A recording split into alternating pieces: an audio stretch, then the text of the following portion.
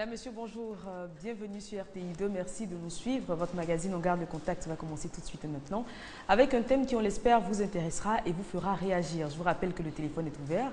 22 40 12 54 pour participer. Vos avis, vos questions, vos témoignages sont les bienvenus. On a hâte de les entendre. Le docteur Brou a installé malgré la pluie. Bonjour. Bonjour Eva. C'est pas facile ces temps-ci. Difficile. Les coins sont très inondés, les déplacements sont très difficiles. Très bien. Alors aujourd'hui, une fois n'est pas coutume, je vous laisse annoncer le thème du jour. Alors le thème du jour, c'est pas habituel, mais on a voulu réfléchir sur un sujet. Je veux être un modèle. Un modèle pour ma famille, un modèle pour mes enfants, un modèle pour mon quartier, un modèle pour ma société en général. Parce que je pense qu'aujourd'hui, la société, de façon générale, les familles, nos enfants ont besoin de modèles. De modèles, de repères. Voilà. Et l'absence de modèles, je crois, une des causes de dérapage. Et de déliquescence de notre société. Il ne faut pas avoir peur de le dire. On a l'impression que notre société va à volo. Absolument. C'est-à-dire qu'aujourd'hui, on a tendance à beaucoup accuser nos enfants, nos jeunes frères, d'une certaine génération, d'une certaine époque. Mais la réalité, c'est qu'on ne se pose pas la question de savoir quelle a été la part de notre responsabilité, quel exemple nous avons constitué pour cette jeune génération pour qu'elle dérape jusqu'à ce point. Et on rappelle que dimanche, c'est la fête des pères. Hein, non, c'est dimanche prochain. C'est dimanche prochain. Ah, je pensais que c'était le 15. Non. C'est le 15, mais c'est le dimanche prochain. Dimanche prochain, c'est demain 15, oui, 15 juin. 15 juin, c'est demain. Aujourd'hui, c'est le 12. Je suis un peu... Bon, tu viens en consultation. C'est le dimanche prochain. Je dirais, moi, j'ai plus la notion des choses. On est le 12 aujourd'hui, pas le 14. Mais quand même, la fête, c'est dimanche. D'accord. Oh, aujourd'hui, c'est jeudi, toi, tu as émission, donc tu dois te dire demain, vendredi. Mais voilà, donc le 15, c'est la fête des pères, donc en prévision de cette fête des pères. Le thème, ben voilà, vous m'avez fait peur. Vous m'avez fait douter. Vous dites demain, j'ai dit c'est le lundi, dimanche. Demain, c'est vendredi. Bon, on revient à notre thème. Je veux être un modèle. On commence avec l'état des lieux. Oui, je pense que l'état des lieux, on l'a planté tout à l'heure. Hein. On est dans une société complètement en difficulté. Les familles sont de plus en plus en crise. Dans les villages, dans les régions, même au niveau national, dans beaucoup de pays, il y a énormément de difficultés. C'est pas propre à la Côte d'Ivoire. C'est pas propre à la Côte d'Ivoire. J'ai eu quand même le privilège de voyager un peu dans quelques pays de la sous-région. Et quand vous discutez avec vos amis, on se rend compte que les valeurs sont en train de foutre le camp. Il n'y a plus d'exemples, il n'y a plus de modèles à suivre. Parfois, les modèles, c'est les plus mauvais modèles. Parce que quand il n'y a pas de véritable modèle au sein de la famille ou de la société, j'ai maintes fois dit ici, la rue, éventuellement, va vous récupérer et va être le mauvais modèle avec toutes les conséquences que cela compose. Donc, nous nous trouvons dans une société avec nos enfants, les élèves, étudiants, même travailleurs, parce qu'il y a le milieu professionnel, où on n'a pas de modèle, on n'a pas toujours de modèle, ça existe, mais malheureusement, ce n'est pas fréquent. Bien sûr, quelquefois, on peut rater notre carrière. Vous savez, par exemple, que si vous travaillez, que vous avez un modèle d'aîné qui vous encadre, vous pouvez vivre, par exemple, une belle vie professionnelle et avoir une retraite paisible, mais on n'est pas encadré, on n'a pas de modèle. Par exemple, celui qui est devant vous, lui, il a perdu tout son sang à vivre à 100 à l'heure, et quand il a la retraite, il vient vous dire tout le temps de régler ses propres problèmes. On va définir peut-être le terme modèle, hein, selon le dictionnaire. C'est une personne qui possède les qualités idéales. Donc c'est cette personne-là qui devrait servir de repère, d'exemple pour les plus jeunes générations. Absolument, et on est un peu, on l'a dit, en perte de ces modèles-là. Absolument. Donc c'est ça, je suis d'accord, c'est un exemple, un idéal en griffe. Voilà, quelqu'un à qui on peut se référer et qui, à la limite, va dans le but de nos objectifs. C'est-à-dire, je vais être footballeur comme la plupart des jeunes gens aujourd'hui, c'est devenu leur métier préféré. Tout le monde veut ressembler par exemple à Drogba, tout le monde veut ressembler à Yaya Touré, à Ronaldinho, enfin tous les grands joueurs de ce monde. C'est leur modèle. Mais souvent, je me demande s'ils suivent, ils se rapprochent ou bien cherchent à comprendre leur histoire de vie.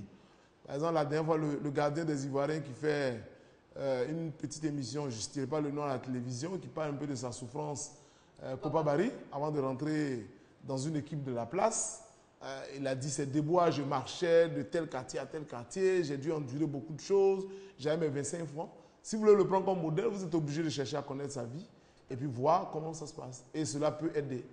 Parce qu'on a l'impression, quand on voit les gens qui ont réussi, on a l'impression que tout est a toujours été tout rose, hein, que ce sont des personnes qui sont nées avec une cuillère en argent dans la bouche, qui n'ont eu aucune difficulté. Mais bien souvent, et dans la plupart des cas, ces personnes-là qui sont aujourd'hui des références, ce sont des personnes qui ont eu à surmonter de nombreux obstacles au cours de leur vie et de leur carrière. Oui, je partage cela avec vous, Eva. Je pense que c'est très bien dit parce que je le dis souvent aux jeunes gens quand j'ai eu l'occasion d'avoir des rencontres avec les jeunes. Je dis la qualité aujourd'hui que les jeunes ont, que je mets en grippe, parce qu'en réalité, ce n'est pas une qualité, c'est des demandes d'aide. Quand on vous demande d'être parrain, vous avez peur parce qu'en réalité, ce qu'on attend de vous, c'est d'aller donner de l'argent. Normalement, si vous faites des recherches, comment on appelle, le parrain en réalité ou la marraine, c'est un modèle. C'est-à-dire c'est quelqu'un en qui on a vu des qualités, une figure morale, dans tel domaine, par exemple, dans le domaine de la médecine ou bien de la presse, c'est un modèle pour nous. Donc on le prend comme parrain pour chercher qu'il soit notre conseiller, notre encadreur, pour que nous puissions suivre ses voies. Nous, maintenant, quand on vous demande d'être parrain, on vous envoie un budget. On a besoin de ça, on a besoin de ça. Je dis souvent aux jeunes, quand vous êtes dans les quartiers, souvent on voit des gens, on dit lui il a la voiture, lui il a construit une grande maison, mais combien de jeunes gens se déplacent vers ces aînés-là pour leur demander quel a été votre parcours. Peut-être qu'il a redoublé toutes les classes, peut-être qu'il a été renvoyé à des moments, peut-être qu'il a dû sursoir son école, à ses études pendant des années pour aller faire des contrats avant de venir reprendre les études. Et aujourd'hui, il est devenu ce qu'il est. Non, tout ça, nous, on ne voit pas. Tout de suite, il est devenu grand type, nous aussi, on vient de grand type. Et je pense que c'est tout ça qui nous motive à vouloir traiter de ce thème, je pense, important pour nous-mêmes, mais aussi pour les jeunes gens. Très bien. Alors, on en a fini avec l'état des lieux, docteur. Oui, on peut passer au second sous-thème. C'est donc pourquoi avoir pourquoi, des modèles. je pense qu'on a ça. On a commencé à en parler. Voilà, pourquoi avoir des modèles et dans quel domaine. Alors pourquoi est-ce que finalement tout le monde a besoin de modèles? Parce que certaines personnes vous diront, moi je ne me référais à personne, j'ai grandi, j'ai évolué, j'ai fait ce que je voulais dans la vie sans avoir forcément de modèle. Donc est-ce qu'un modèle est finalement indispensable pour atteindre ses objectifs? C'est plus qu'indispensable. Parce que ceux même qui disent qu'en réalité je n'ai pas eu de modèle et que j'ai vécu comme ça, en réalité, il y a eu des modèles. Sans le savoir. Sans le savoir. Par exemple, je vais sur l'Internet qui est devenu l'outil de tout le monde. Il y a des gens qui ont décrit leur vie. J'ai envie d'être comme la personne. Peut-être que je n'ai pas vu la personne. Quand moi je dis, je veux par exemple, je prends un exemple comme ça, avec le décès du président Mandela en Afrique du Sud en fin d'année, il y a beaucoup de gens qui veulent lui ressembler, mais est-ce qu'ils le connaissent? Donc, on a toujours plus ou moins un modèle qui n'est pas forcément un coach. Parce que quand il devient un coach, ça veut dire qu'il est proche de nous. Pour nous diriger, pour nous donner des conseils, pour nous orienter. Mais à distance, il peut être un modèle. Par des recherches, on peut trouver son parcours de vie. Et donc, volontairement, consciemment ou inconsciemment, c'est toujours qu'on a eu plus ou moins un modèle. Ça peut être un enseignant qui à l'école donne tellement bien ses cours, j'ai envie d'être comme lui. Peut-être que je n'ai pas l'occasion de le fréquenter pour qu'il me donne les conseils qu'il faut. Mais en le voyant, j'ai envie d'être comme lui, je me donne les moyens. C'est déjà un modèle. Donc, c'est sûr qu'on a toujours plus ou moins un modèle. Parlons justement des enseignants. Certains disent que c'est un métier ingrat parce qu'on forme la jeunesse, etc. Et qu'on n'est pas toujours récompensé à la valeur de ses efforts. Mais il y a très souvent dans notre parcours scolaire un professeur ou un enseignant qui nous a marqué. Vous venez de le dire parce qu'il donnait bien ses cours ou parce qu'il était quelqu'un qu'on pouvait approcher facilement, qui donnait de bons conseils, qui sortait même du cadre de l'enseignement. Et moi, j'avais un prof comme ça à qui on pouvait tout dire, à qui on pouvait se confier, sans crainte de se voir gronder, qui donnait de bons conseils. Donc très souvent, on a dans nos lycées, nos collèges, un professeur, voire plusieurs, qui sont finalement, qui deviennent des modèles pour les élèves. Absolument. Mais est-ce qu'ils sont encore nombreux? Bon, comme je ne suis pas de l'éducation nationale, mais je ne sais pas, je ne peux pas donner des réponses parce que je ne suis pas de l'éducation nationale. Madame Hamon est en ligne. Madame Hamon nous appelle de Hongrie. Allô?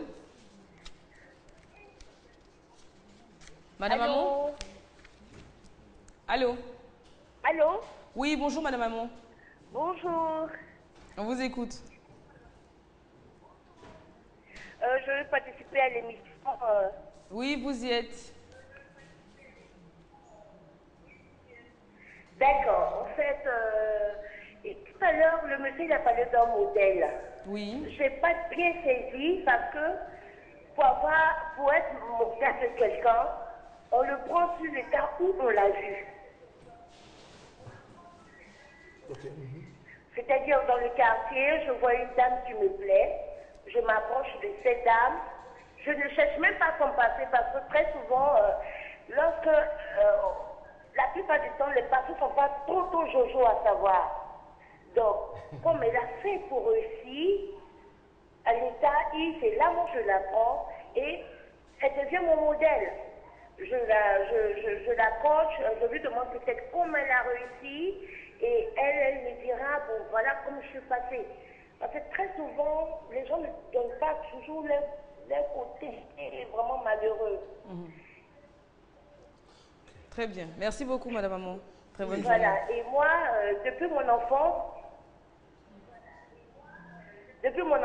j'ai pris comme idole Madame Oufouet. D'accord. Et même, souvent, quand je parle ou bien quand je me déplace, les gens me disent, mais dis donc, tu as la même voix que ces dames. Et même la coiffure, tout le temps, c'est Madame Oufouet, parce que moi, c'est une idole. Et elle s'est vraiment battue, elle est restée dans son coin, on a vu ce qu'elle avait fait. Voilà. Très bien. Merci beaucoup, Madame Maman, pour ce témoignage. Très bonne journée à vous. Oui, elle a dit que le fait que je dise qu'on peut avoir un modèle éloigné n'est pas juste. C'est vrai que dans ces conditions, ça peut être forcément un très bon modèle. Parce que le modèle, c'est sûr que, normalement, un bon modèle, il faut idéalement avoir accès à la personne pour pouvoir vraiment bénéficier de ses conseils. Voilà. Et elle a posé un autre problème que je ne partage pas totalement. Je pense que nous-mêmes, les jeunes, on n'a pas tellement envie d'entendre des choses difficiles.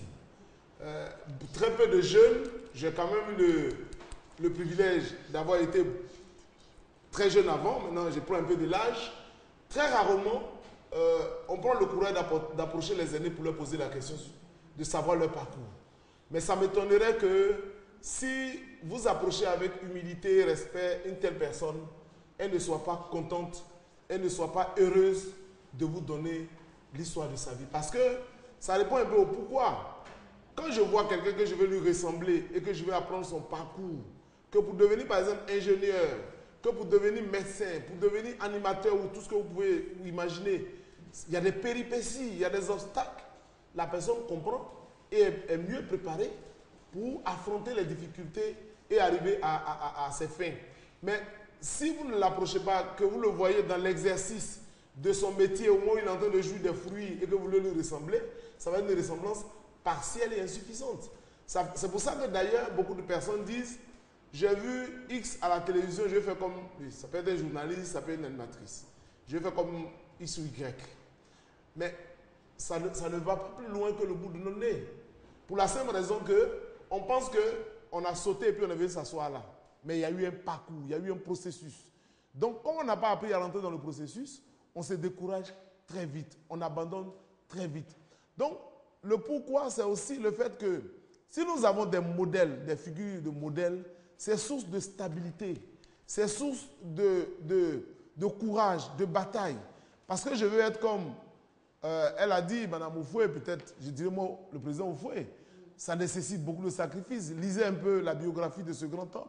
Vous allez voir que sa vie n'a pas été en ligne droite. Hein, il a eu beaucoup de difficultés pour arriver là où il est arrivé avant de partir, de nous laisser.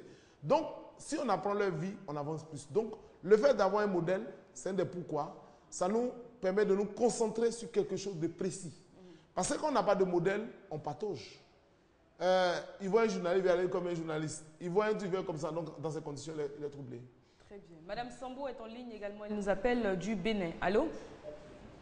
Allô? Oui, bonjour Madame Sambo. Bonjour, madame. On vous écoute. Oui? Nous parlons des modèles Oui, aujourd'hui. bonjour, madame. Je suis l'émission, mais c'est vous qui êtes très belle pour moi. C'est pour? Très belle journée aujourd'hui. Ah, merci beaucoup. Merci Madame Sambo. Merci. Très bonne journée à vous. Ok. C'est Alors. sa contribution. Donc, vous êtes un modèle de beauté. Voilà, elle a trouvé son modèle même à distance. Bon, alors, bref, docteur, pour revenir à notre thème. Normalement, nos premiers modèles, en tout cas, devraient être nos parents. Absolument. Je pense que c'est pour ça que c'est à l'occasion de la fête des pères qu'on a choisi ce thème. Le modèle par excellence de départ, ça doit être les parents. Maman, papa, les grands frères, etc., etc.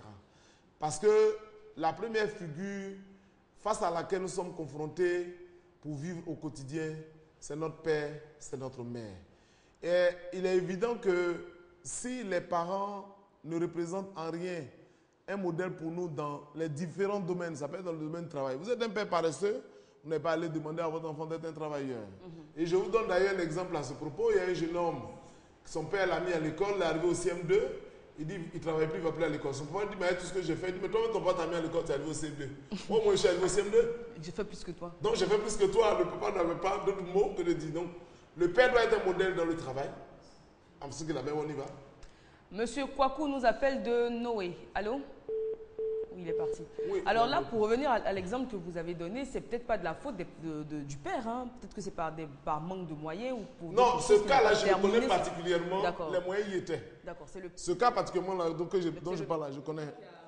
Lui, il a refusé d'aller à l'école. Dans ces conditions, oui, effectivement, il peut y avoir des conditions où les moyens ont manqué, mais là, il y a une différence. Celui qui n'a pas eu la chance d'aller à l'école parce que les moyens ont manqué, il montre sa qualité de travail dans d'autres domaines. C'est-à-dire qu'il peut devenir agriculteur, il peut devenir maçon, il peut devenir tout ce que vous voulez, mais il y a la volonté de travail qui montre qu'il travaille, de sorte qu'il puisse dire à son enfant, moi j'aurais voulu faire les études jusqu'en terminale ou enfin à n'importe quel niveau, mais je n'ai pas eu les moyens, mais toi, le minimum de moyens se trouve à ta disposition, donc normalement tu dois aller de l'avant et ça ne devait pas poser de problème. Je pense à un thème qu'on avait développé ici sur ce plateau, des mères compliquées quand on en parlait.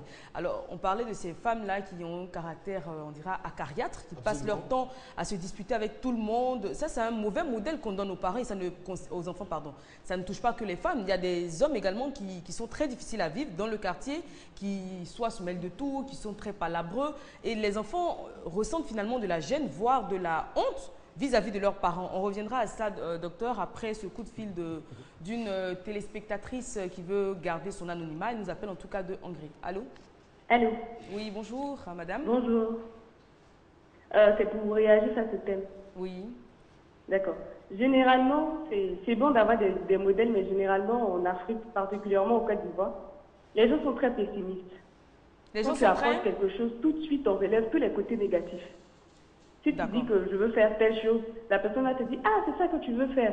Moi, vraiment, c'est dur, c'est dur.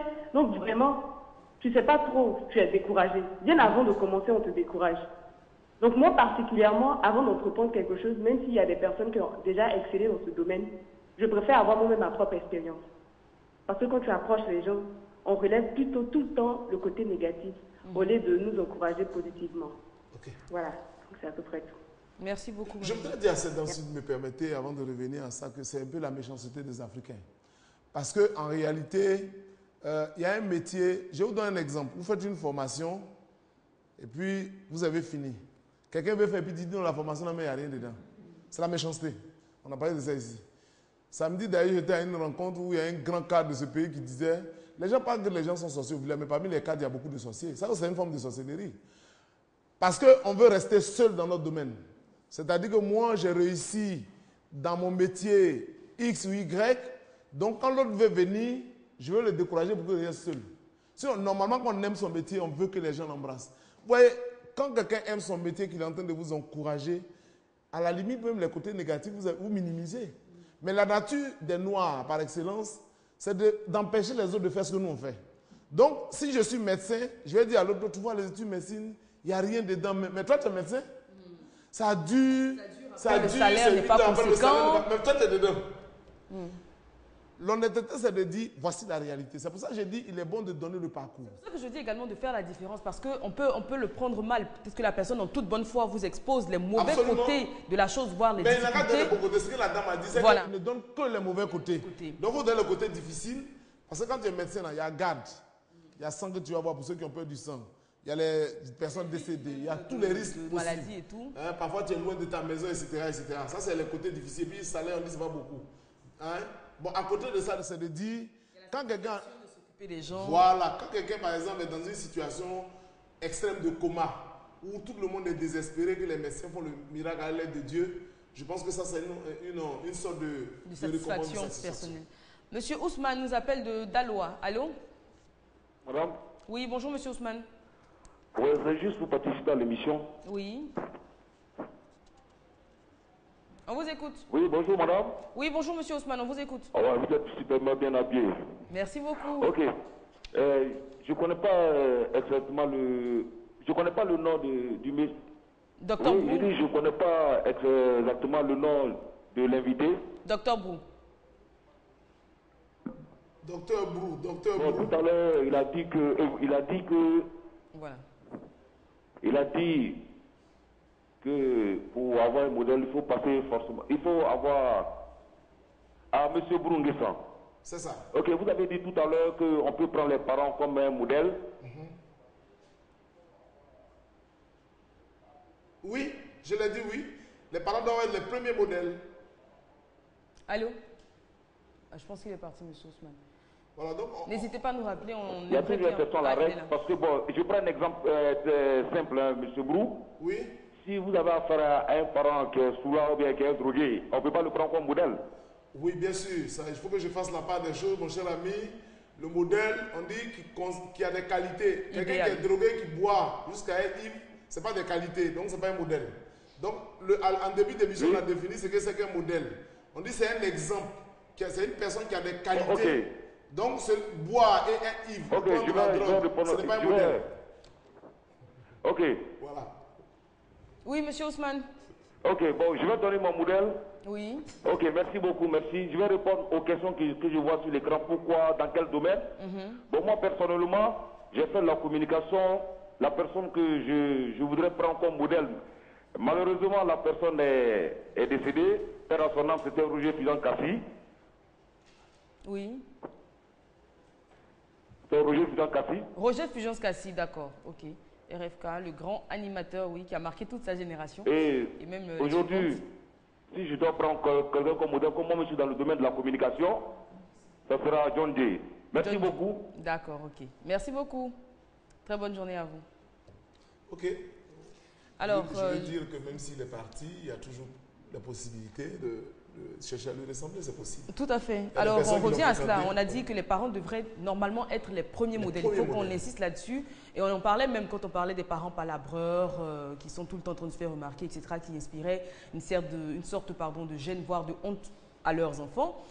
Il faut, quand les parents sont des modèles, et c'est pour ça que cette émission s'adresse d'abord aux parents. Parce qu'il s'agit d'être le modèle de ces enfants. De base, le modèle de base. Le modèle de base. La base de nous tous, c'est comme une maison. Si la base a raté, si la fondation a raté, il est évident que la maison va s'écrouler. Donc le modèle de base, ça doit être les parents. Dans la société actuelle où l'argent prend une place de plus en plus importante, en train de peut-être même remplacer la valeur de l'être humain, il y a des parents également, il y a des parents également qui n'hésitent pas, faute de moyens, à faire la courbette à certaines personnes. C'est humiliant également pour les enfants. De voir, par exemple, votre père qui a 40 ans, 50 ans, on a appelé mon vieux père, un petit de 25 ans ou 30 ans, parce que celui-ci a des moyens et qu'il espère en avoir. Donc c'est dans tous ces domaines-là que le parent se doit d'être un modèle. Doit être un modèle en disant que... Ou même de voir un père en train de faire des arnaques ou des choses pas très licites, pas très catholiques pour avoir de l'argent. Je suis d'accord. L'enfant ne peut pas prendre un tel père pour modèle. Il faut rester digne, même dans la misère, même dans la galère, comme on dit entre griffes chez nous. Il faut que ça va rester digne quand même. Absolument, c'est pour ça que je dis, on est d'accord que la base du modèle, c'est la famille. Et ça doit être les parents.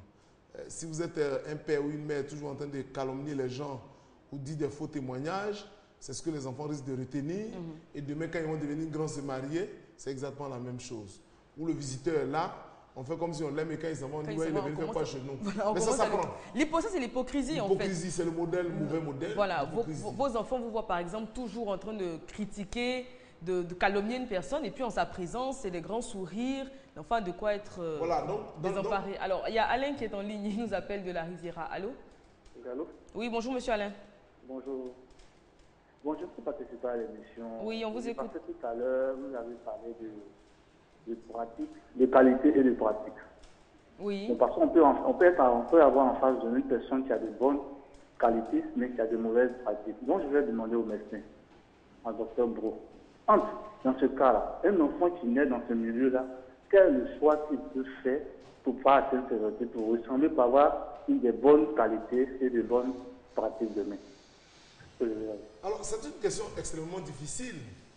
Parce que quand on est, généralement, les premières offres qui sont à nous, c'est nos parents. On ne choisit Donc, pas sa on ne famille. choisit pas sa famille. Et c'est pour ça, d'ailleurs, nos objectifs des émissions. Que les parents comprennent qu'ils ont le devoir de corriger leur comportement pour être des modèles pour ces enfants, parce que c'est source de stabilité dans leur avenir. Si vous êtes dans une famille où les parents eux-mêmes ne sont pas des modèles dans n'importe quel domaine de la vie, il est évident que cet enfant est exposé. Mais il peut avoir une seconde chance, parce qu'on dit dans le développement d'une personne, il y a certes l'environnement immédiat qui est la famille, mais il y a une seconde chance, l'environnement extérieur. Il se peut qu'en grandissant, j'ai l'opportunité de rencontrer d'autres personnes à l'école. Peut-être même je peux être adopté par une famille qui peut m'aider à façonner mon comportement. Mais je voulais dire à M. Alexis qu'en pratique, c'est extrêmement difficile. Mais il est arrivé quand même qu'il y a des enfants... Monsieur Alain, il est toujours en ligne d'ailleurs. Il est arrivé qu'il y a des enfants, effectivement, qui sont nés dans des familles de ce genre. Et en grandissant, ils ont la chance de changer. Pardon. Oui, monsieur Alain? Oui, allô? Oui. Je dis, ce que le médecin dit, c'est normal. On peut naître dans une famille, avoir des modèles.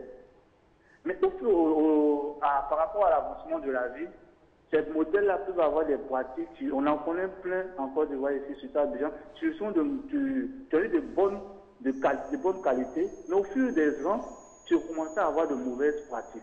Donc, dans ce cas, un enfant qui a engrangé ce genre de trucs, je pense que ça sera difficile pour lui de s'en défaire. Donc, moi, je demande... Monsieur Alain, pardon, une question. Qu'est-ce que vous appelez de mauvaises pratiques? Non, quand je parle de mauvaises pratiques, tu peux avoir en face de vous une personne qui a de bonnes qualités, mais au finish, cette personne va en boîte, rentre tardivement, n'est pas digne d'être un bon, sur le plan familial, tu ne respectes pas, mais dehors, il a de bonnes qualités. Mais quand je suis là à la maison, ce n'est pas un modèle, il n'a pas de bonnes qualités vis-à-vis de sa petite famille, sa femme et ses enfants. Dans ce cas-là, je pense que ce genre de personnes, il faut pouvoir faire la part des choses pour dire aux gens, aux enfants, de pouvoir faire le choix au niveau des